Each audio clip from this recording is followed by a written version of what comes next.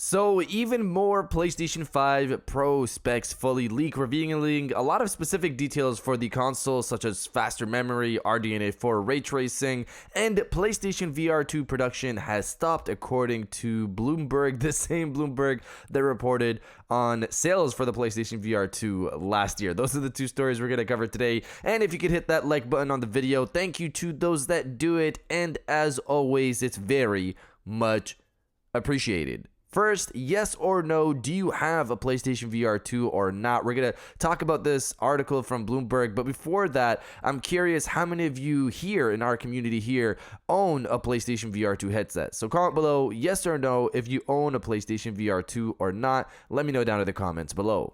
Now, diving into the first story of the video, even more PlayStation 5 Pro specs leak. Just last week, we spoke about the leak specs for the PlayStation 5 Pro from Moore's Law is Dead.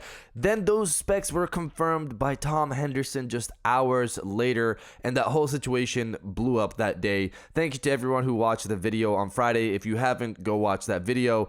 Just a quick refresher before we dive into the new stuff today. The PlayStation 5 Pro is set to have 2 to 4 times better ray tracing, which Moore's Law is Dead guesses it means the PlayStation 5 Pro will have above Rdna 3 tech, potential Rdna 4 features or above, a new architecture to support machine learning upscaling that Sony calls PSSR, or a PlayStation Spectral Super Resolution. It'll support dynamic upscaling and full HDR support for the upscaling as well. It'll have 45% faster rendering speed compared to the base PlayStation 5, 33.5 teraflops, but again, as I said before, teraflops, they don't really matter as much based off what Mark Cerny has told us. But that's the quick refresher of the information from Friday. But of course, if you want more on that, check out Friday's video. Now, let's dive into the new stuff. Tom Henderson revealed actual numbers yesterday on Sunday evening. Just Sunday evening, he decided to drop all of this information. So let's dive into this right away. First up, system memory. He states that the PlayStation 5 Pro will have 576 gigabytes per second for its memory speed, a 28% increase over the standard console. The PlayStation 5 currently has a speed of 448 gigabytes per second. Also outlined is that the PlayStation 5 Pro's system memory is more efficient than the standard console, so the bandwidth gain may increase over 28%. Now on to the CPU. The CPU is identical to the standard PlayStation 5, which we've heard before, it being Zen 2.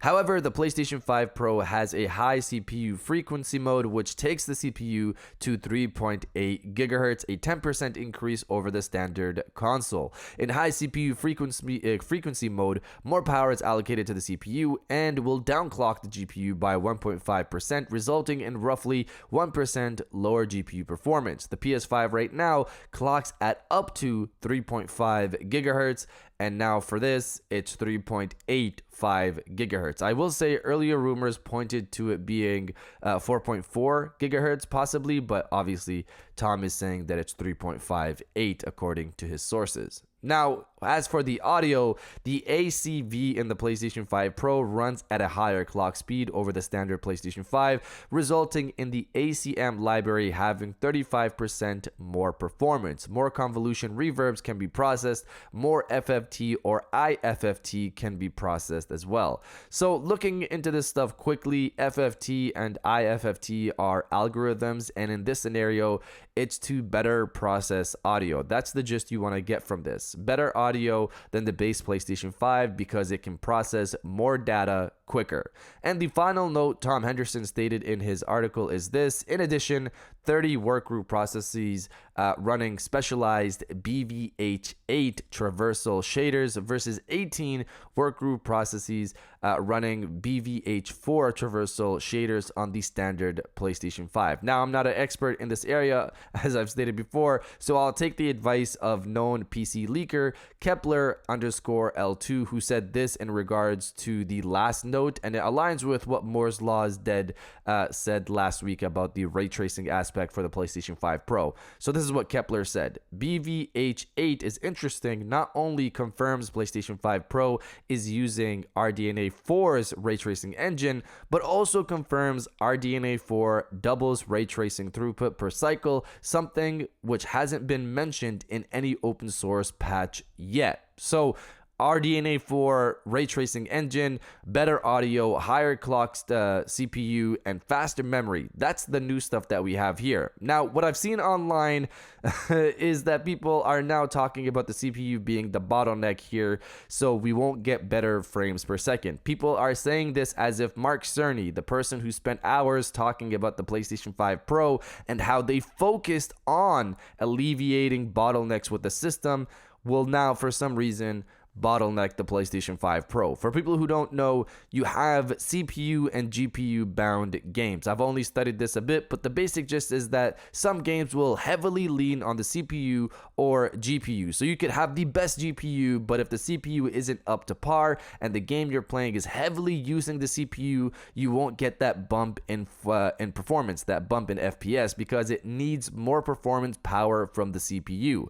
Games that are heavy on the CPU are usually full world simulations, simulating an entire town or city with NPCs moving around and you're looking from the top, so everything is simulated at the same time. For example, a lot of calculations going on. So it depends on the games themselves, how well they're optimized for the platform to use the CPU and GPU well, and what type of game it is. What type of game it is critical. I assume that Sony went through the trouble of creating a PSSR so they can improve performance. Again, if the game heavily uses CPU, it doesn't matter if they have an upscaling technology, but the point is they're clearly pushing for performance if they're creating something like PSSR. I'm sure Sony looked at the market, saw what games need right now, and are assuming what games will need in the next few years, and decided to go with a slightly overclocked GPU because, again, they heavily improved on the GPU side for a reason. Of course, let's wait and see what Mark Cerny says. I hope he has a breakdown video just discussing all of this,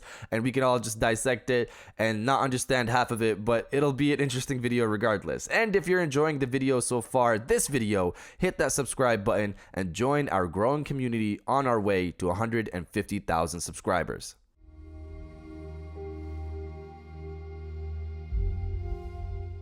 And now diving into the final story of the video, the PlayStation VR 2 production pause. Now, I don't want to spend too much time on this, but Bloomberg is out again talking about PlayStation VR 2 production being paused because Sony needs to clear out their backlog of headsets not sold according to their sources. Now, this is the same Bloomberg that said the PlayStation VR 2 only sold 270,000 units in the first 6 weeks until Sony cleared that up, stating they sold nearly 600,000 in the first 6 weeks, doubling what Bloomberg said. Now, it could be possible that they paused PlayStation VR 2 production. There are a lot of great games on the PlayStation VR 2 in the first year. It's been pretty great, but people clearly only pay attention to console titles that come to VR, like GT7 or RE8 or RE4.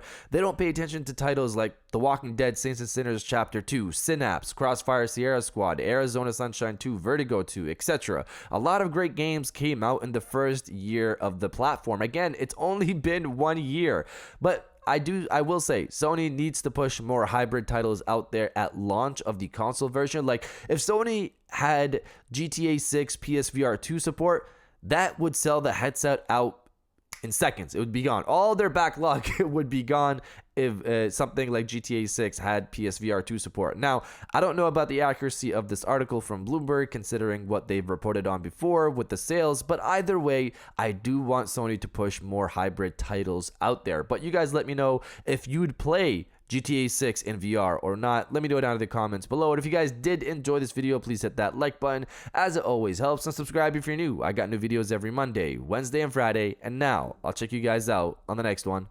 And welcome back to the after show. This is the part of the video where we have a little fun down in the comments below. If you're old, welcome back. If you're new, welcome. For today's thing, what I want you guys to do is to body, obliterate, destroy, and overall harass the comment section with Bring on the Pro. I'm excited for the PlayStation 5 Pro. It's GDC this week, and I'm wondering if we'll get any more information in regards to the PlayStation 5 Pro, how an actual game performs on this thing versus the base PlayStation 5. We'll see how this goes. I'm excited for whatever comes. I'm excited for this thing. If you are as well, destroy the comment section with Bring on the Pro, and I'll definitely heart those comments like I always do because I appreciate everybody who stays to the end of my videos. And now, I'll check you guys out on the next one.